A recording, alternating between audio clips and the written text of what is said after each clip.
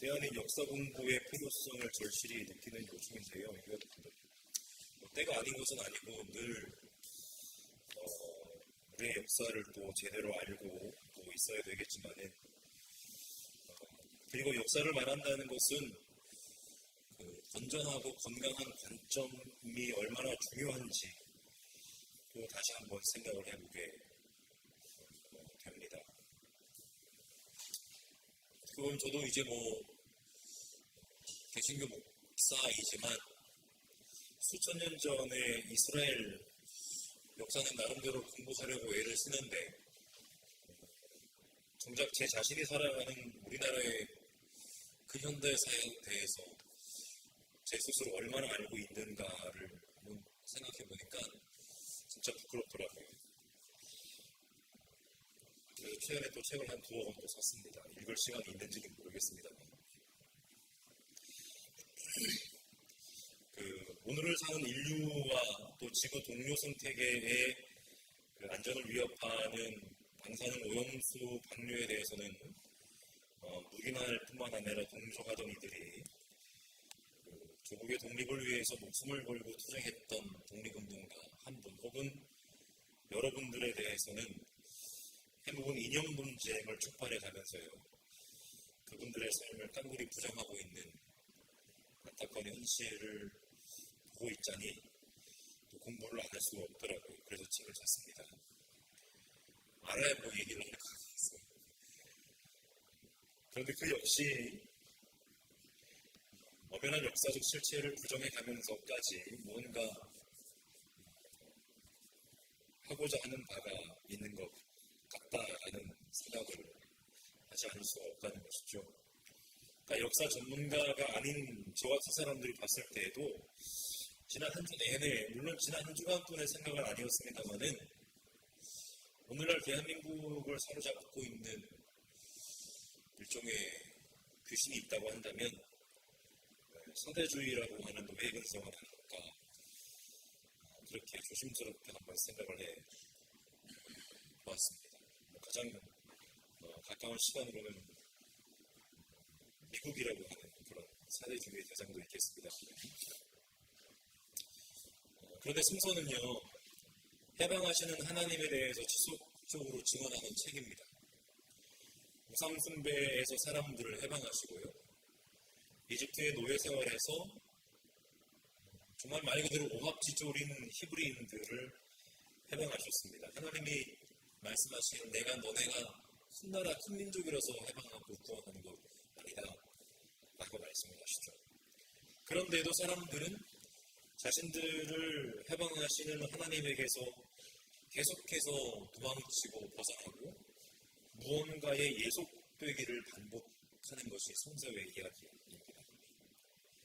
무언가에 예속된다는 삶은 곧 하나님의 하나님 되심을 부정하는 것이고 우리를 자유로운 삶으로 초대하시고 부르시는 하나님의 부르심을 부정하는 삶이죠.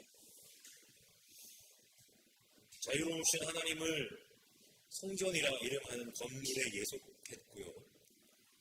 온갖 종교적인 규정들과 이념 속에 말씀하시는 하나님을 가두어 버렸습니다.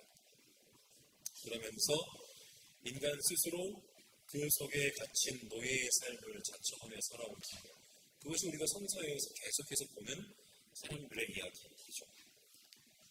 그렇게 수천 년을 이어온 인간들의 노예 근성이라고 하는 것은 하나님의 아들로 이 땅에 오셔서 세상의 모든 이들을 죄에서 해방시키시고 구원하시고자 오신 예수를 알아볼 수 없게 만들었는데 그렇게 예수의 삶은 그런 사람들에 의해 깡그리 부정당했고 그는 결국 십자가형을 당하시고 죽으신 것이 오늘 우리가 하나님의 말씀이라고 가지고 있는 성서와 증언하는 바입니다.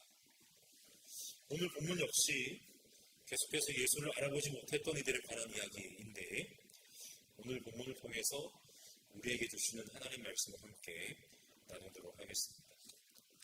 먼저 20절에 보시면 예수께서 어떤 집에 들어가시는데 아마도 말씀드렸던 것처럼 이 집은 계속해서 시몬의 집이었을 가능성이 큽니다.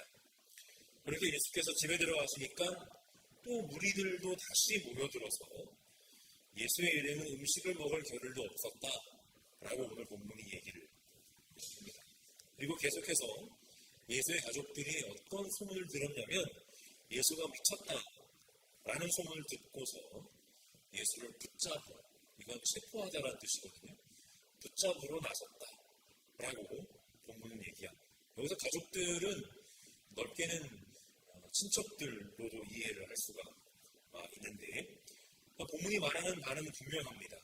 예수와 제자들의 하나님 나라 운동이 한편으로는 그것에 대하여 원하는 바가 있어서 밀려드는 무리로 인해서 밥을 먹을 겨를도 없게 할 만큼 바쁘기도 했고, 다른 한편으로는 예수의 친척들에게조차 예수가 미쳤다라는 소식이 들리게 해서 그를 붙잡으려고 하는 사람들도 그 무리들을 쫓게 했다라고 하는 이야기죠.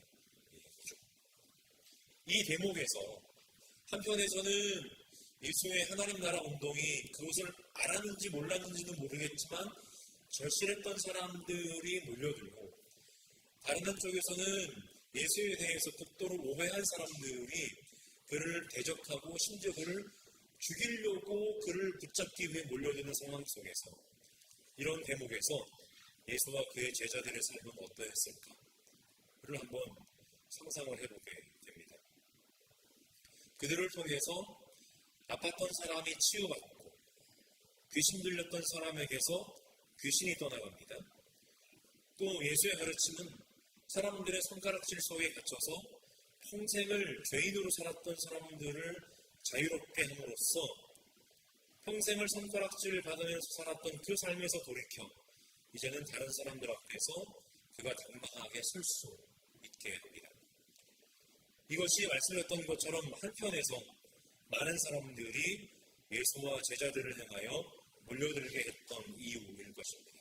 몸이 아픈 사람들, 마음이 아픈 사람들, 사람들에게서 손가락질을 받으며 마음에 응어리가 맺힌 사람들, 한맺힌 사람들이 내가 저분만 만나면 내 삶의 문제가 해결될 수 있을 것이라며 몰려들게 했던 이유일 것입니다.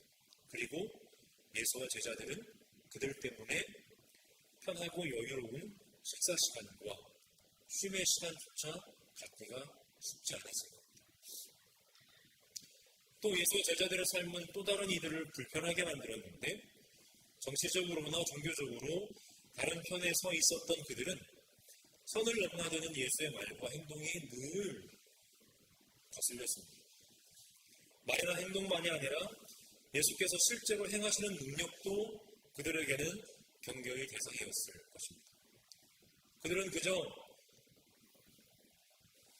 입술로만 하나님의 말씀을 가르친다 했을 뿐 예수가 다니는 곳곳에는 정말로 하나님이 함께 하시는 것 같은, 그들의 눈에 보기에도요, 정말로 하나님이 함께 하시는 것 같은 그런 기적과 이적도 일어나니까 그들에게는 늘 그것이 경계의 대상이었을 것이라는 겁니다.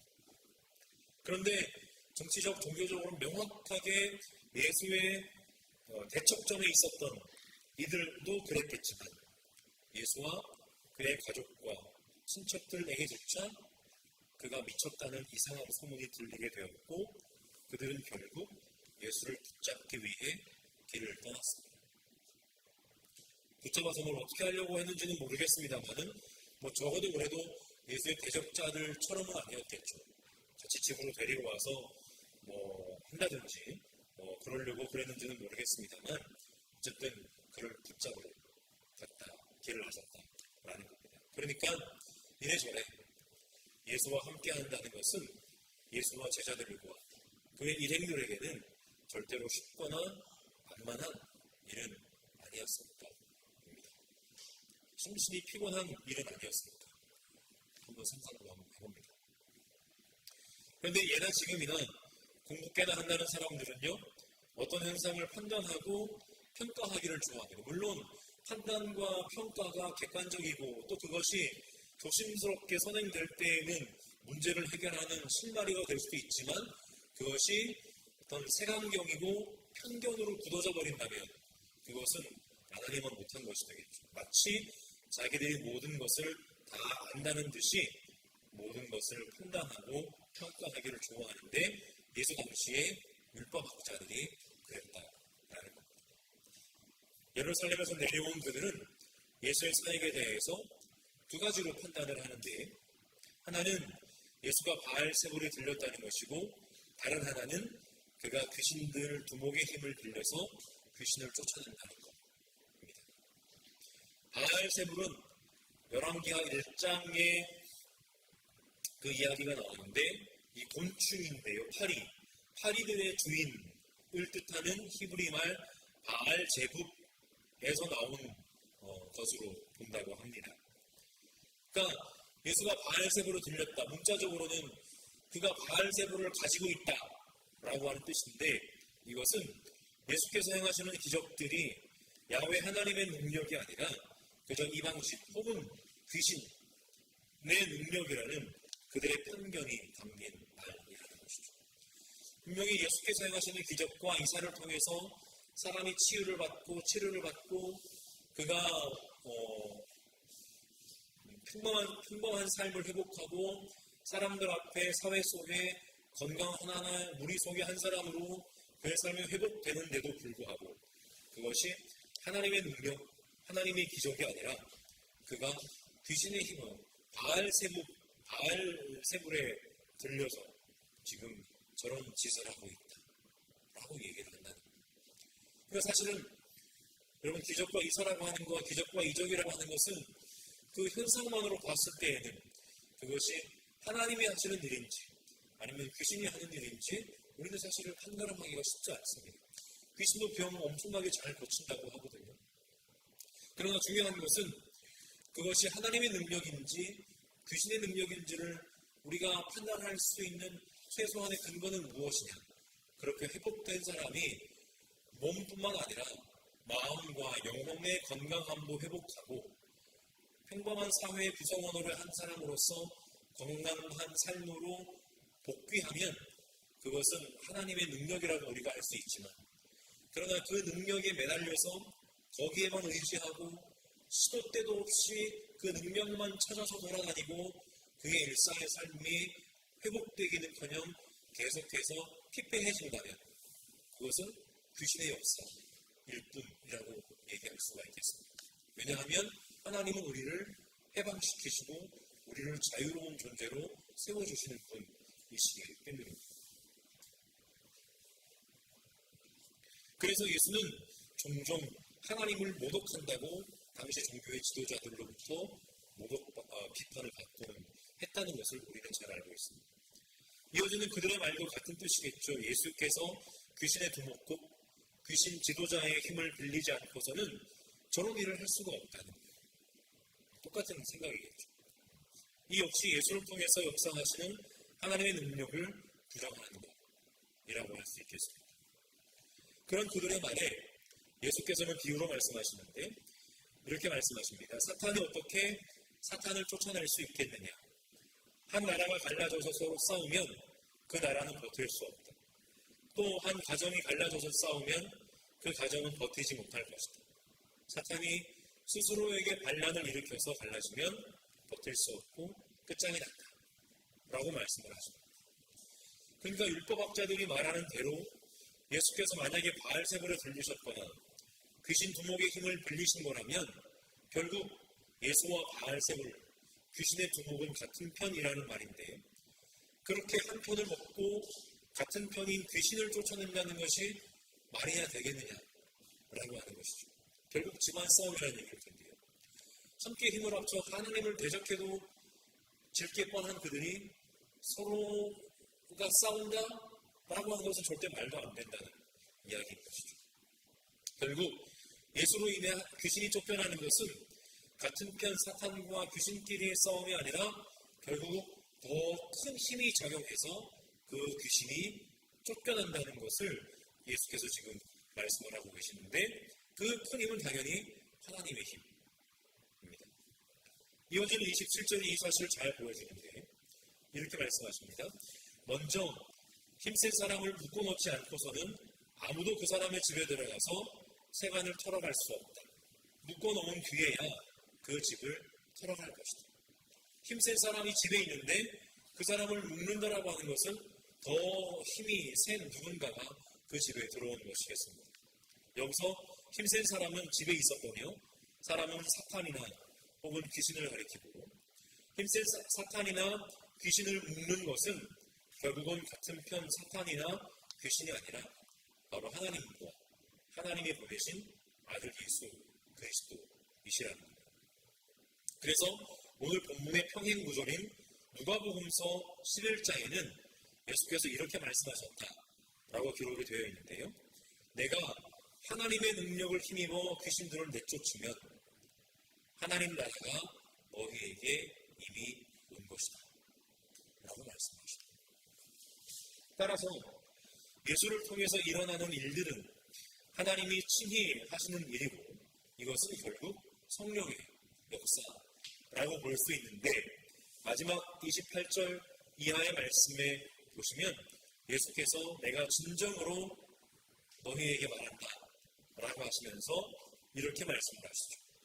사람들이 짓는 모든 죄와 그들이 하는 어떤 비방도 용서를 받을 것이다. 그러나 성령을 모독하는 사람은 용서를 받지 못하고 영원한 죄에 매인다 라고 말씀하십니다. 안타까운 것은 오늘날 성령을 모독하는 죄를 적지 않은 수의 목회자들이 자신을 반대하는 사람들을 향하여 이런 말들을 사용하는 것들을 우리는 종종 보게 됩니다. 목사에 반대하면 성령을 모독하는 죄를 짓는 것이라는 거예요. 그러나 그것이 절대로 아닙니다. 하나님은요, 기본적으로요, 사랑하시고 환대하시는 분이신데, 그래서 사람들이 짓는 모든 죄와 어떤 비방도 다 용서하십니다. 우리가 성경을 열심히 공부하고 있지만, 물론 구약 성경은 그 당시 사람들의 문화적인 상황과 배경 속에서 기록되었기 때문에 때로 하나님이 사람들을 죽이시기도 하고 하는 모습들을 본문이 이제 기록을 하는 본문들도 있지만, 그럼에도 불구하고 성서가 처음부터 끝까지 증언하고자 하는 그 하나님은 누구도 사랑하시고 누구도 선대하시는 분이십니다. 그래서 사람들이 짓는 모든 죄와 오늘 본문의 맥락에서 예수께서 특별히 어떤 비방도 다 용서하신다 라고 말씀하신 이유는 분명히 있으실 텐데, 모든 죄와 어떤 비방과 모략도 하나님은 다 용서하신다는 것인데, 심지어 그 사람들의 비방과 모략의 또 저주의 대상에 하나님 자신이 포함되어도 하나님은 그들을 용서하십니다. 그러니까 하나님이 사람들이 하나님을 저주하고 비방해도 하나님은 용서를 하신다는 거죠. 여러분, 시편의 시들을 한번 잘 읽어보시면 이 시인이 기도자라고도 볼 수 있는데 하나님께 얼마나 많은 원망을 하고 하나님을 저주하기도 하고 이런 기도를 하지 않습니까? 하나님은 그 사람들의 기도도 다 용서하시고 들어주시는 하나님이시라는 믿음이 있기 때문에 그렇게 기도하고 그렇게 하나님 앞에 원망하는 거예요.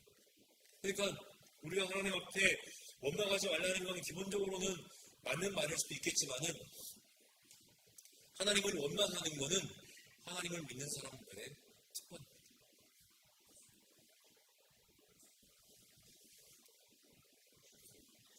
하지만 예수께서는 이어지는 29절에서는 성령을 모독하는 사람은 용서받지 못하고 영원한 죄에 매인다 라고 뭔가 좀 앞뒤가 맞지 않은 그런 말씀을 하시는데요. 우리가 삼위일체 하나님의 이해로 성부 하나님을 모독하는 것은 용서받아도 성령 하나님을 모독하는 것은 용서받지 못한다.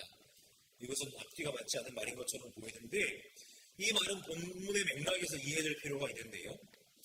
하나님을 모독하는 것은 용서받을 수 있는데 성령을 모독하는 것은 용서를 받을 수 없다는 것은 무엇을 나타내기 위한 말씀이냐면, 바로 예수를 향한 율법학자들의 비뚤어진 시각, 이것이 하나님의 역사요 하나님의 기적인데 바알세불의 능력이고 귀신의 힘이라고 예수를 폄하하고 폄훼하고 그것까지는 괜찮은데 예수를 모독함으로 말미암아 수많은 사람들이 예수 그리스도를 보고 하나님을 믿는 것을 막아서는 그들의 그 잘못은 용서받을 수 없는 노릇 아니겠느냐라고 하는 겁니다. 그러니까 예수를 향한 그들의 어떠한 모독도 사실은 다 이해해 줄 수 있는데 그들 때문에 예수의 하나님 나라를 믿지 못하는, 예수를 믿고 따르지 못하는 사람들이 생기는 것에 대해서는 그들은 엄연히 책임을 져야 한다라고 하는 것입니다. 그래서 본문 30절은 예수께서 이렇게 말씀하신 이유가 사람들이 예수를 가리켜 악한 귀신이 들렸다라고 말했기 때문이고, 결국 그것은 뭡니까? 그 예수께서 행하시는 것을 보고 하나님을 믿어야 할 이들이 하나님을 믿지 못하는 결과를 만들어낼 수도 있기 때문이라는 겁니다. 결론을 맺겠습니다. 본문 속에 예수께서 가만히 생각을 해봤는데 오늘날 우리가 살고 있는 이곳에 오신다면 어떨까 생각을 해보게 됩니다. 사회의 각 분야에서 이른바 소위 권력을 쥐고 있는 자들은 예수가 되게 불편했을 것이고 그 불편한 예수를 향하여 온갖 모험과 음모를 퍼뜨리지는 않았을까 싶습니다. 그분을 통해서 드러나는 하나님 나라와 또 그의 능력을 향해서도 그저 저거는 귀신 들린 미친 사람의 행동일 뿐이다 라고 폄하하고 그렇게 여길 뿐이었을 수도 있습니다. 더구나 거침없는 그분의 외침을 듣게 되면 그들은 예수를 없앨 모의를 하고도 남았을 겁니다. 그런데 그것뿐만이 아니라 그들이 퍼뜨리는 온갖 모함과 음모를 들은 평범한 사람들, 일상을 살 뿐인 사람들은 정말 그런가 보다 하면서 속아서는 예수를 붙잡겠다고 집을 나설지도 모르겠습니다. 이것은 교회라고 다를까 싶기도 한데요. 그런 예수를 향해 당신은 우리가 알고 믿는 그런 예수가 아닙니다 라고 부정할 가능성이 아주 상당히 높습니다. 그냥 가만히 우리 기도나 듣고 이루어줄 일이지 뭐 한다고 안식일도 어기고 정결법도 어겨가며 당신은 주일 성수도 안 하며 그럴 수도 있겠죠. 사회 정의를 외치며 우리를 불편하게 만드냐 뭐 타박할지도 모르겠습니다. 아주 농후합니다. 그럴 가능성이요. 그저 내 마음 편하게 하는 예수 그대로 있으라고. 그렇게 하지 않을 거면 당신은 예수도 그리스도도 아니라고 부정할지도 모르겠습니다.